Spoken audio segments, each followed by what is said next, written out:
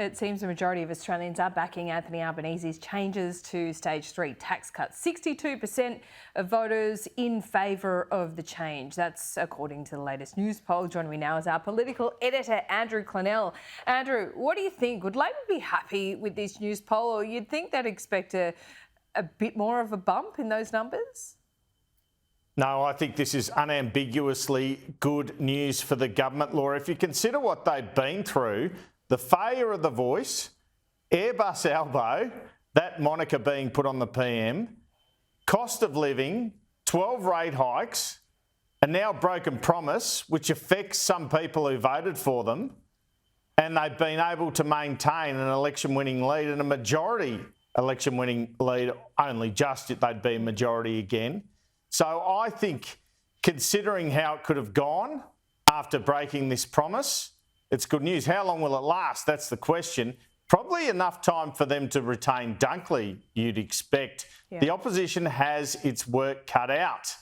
And in a way, I was surprised. I thought this might take some paint off them around the broken promise, around the fact that we have this cost of living crisis. And even for the lower to middle income earners, they're only getting $16 a week, and maybe they don't know it's only $16 a week yet. But I think there's an opportunity here for the government with inflation slowing and a May budget where they could give a whole lot more gifts to the punters without risking inflation for them to get into an election-winning position. It's a concern for Peter Dutton. This poll is what I believe. I think lots of people will argue you give a tax cut, you should get a bounce. But from my point of view, Laura, this is good news for the government. I have to say Anthony Albanese and the way he's conducted himself in opposition and government is something of a Goldilocks Prime Minister in the sense that he likes to get it just right, not too hot, not too cold. He didn't, after all, take all the tax cuts away. When he did his climate change policy, he went for a target that wasn't too ambitious, the 43%, but it was palatable for the public. You know what it's like these days. They poll absolutely everything before they do it. Yeah. It's as important, if not more important, than the famous Treasury advice. And they've made the calculation on this, and you can see it in that poll result today. Yeah, absolutely. Well, look, I agree with what you're saying to a point, but I also think this, for the government, it's got to be the highest watermark, right? This is as popular as these tax changes are going to be, perhaps. And now, you know, between now and the next election, the water gets muddied a bit. So it's only on the downhill from there. And it's in a week where... you know, the government has been not talking about anything but these changes.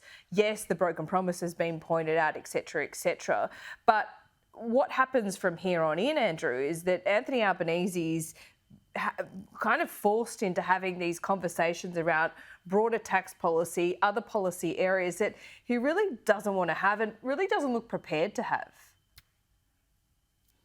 Well, I don't agree that it's all downhill from here necessarily. Yeah, okay. I take your point. It might be all downhill if they go with a courageous policy to the next election, but do you think, as much as Jim Chalmers wants that, Anthony Albanese's going to allow it? But you're right. I mean, they're already getting this negative gearing speculation, and that's obviously fed into this poll.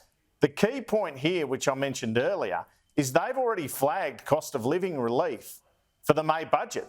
So this is just the start. Then they're able to pile some more cost of living relief on top of that. Then we might get rate cuts at the end of the year. Then you get an election, Laura.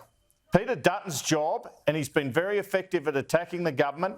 Yep. As the year goes on, he's going to have to come up with a reason for people to vote for him and the Liberal Party. He's about 4 points off where he needs to be to form government at the moment. Yeah, and that's what it all comes down to, isn't it? The choice that voters will be invited to make at the next election. So in many ways, Andrew, it all depends on what Peter Dutton and the coalition come up with as an alternative. And Labor's determined to run a scare campaign against their nuclear policy, for one. Yeah. At the moment, the Labor primary vote in this Newspoll is higher than the election result. Consider that. They won 77 seats with a lower primary vote than is reflected in this Newspoll. I just saw an MP on the way in who said to me, in terms of this, and they have had mixed feedback about the stage 3, but generally positive, they said at the end of the year, we were on the back foot. Last year, at the start of this year, they're on the back foot. Yep, for meaning sure. the opposition. Yep, they've got, I mean, Sean Kelly had a great headline today. He said Anthony Albanese has just realised that he's leader and he can lead and he has power. Just a question without notice, Andrew. There's, some talk that Anthony Albanese and Jim Chalmers aren't working hand in glove. There could be a bit of tension there. Do you think that's true?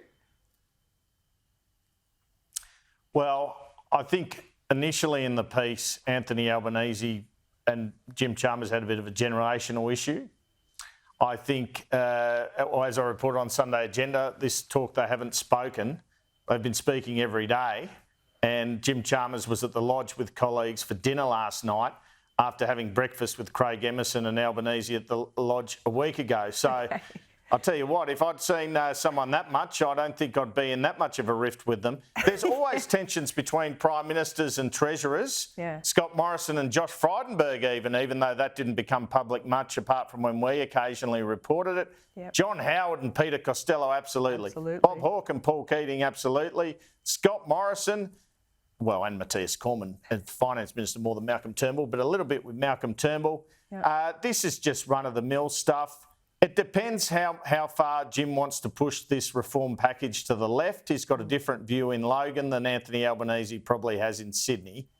I think there's simmering tension underneath the surface, but at the moment they're working pretty well and it's overblown. The bloke who's really pushing this is Cameron Milner. He's from the same sort of part of politics in Queensland as Jim Chalmers, but he's a bit of a Latham-esque figure with some of what he's saying at the moment. He really hates Albo. He used to be cos to Bill Shorten. He has an agenda, let's face it. Yeah, nice one. Okay, Andrew, thank you. And look, to be honest, you really want your Treasurer and your Prime Minister to disagree on things behind the scenes. You want that creative tension, don't you?